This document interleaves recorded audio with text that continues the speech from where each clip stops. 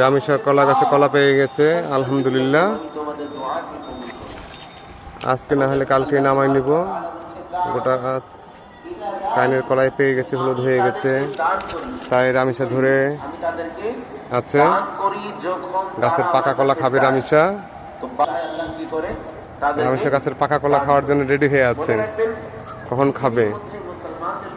Idol হিসাবে যে কিতাব আমাদেরকে দেওয়া হয়েছে সেই কিতাবের নাম হচ্ছে কুরআনুল মাজিদ, যার মধ্যে কিয়ামত পর্যন্ত কখনো কোরআনের কোন সূরা, কোরআনের কোন অধ্যায়, কোরআনের কোন পারা, কোরআনের কোন রুকু, কোরআনের কোন আয়াত, কোরআনের কোন সূরা, কোরআনের কোন শব্দ অনেক দূরে থাক, কিয়ামত পর্যন্ত কোরআনের কোন জের জবরের মধ্যে কোনো পার্থক্য হবে।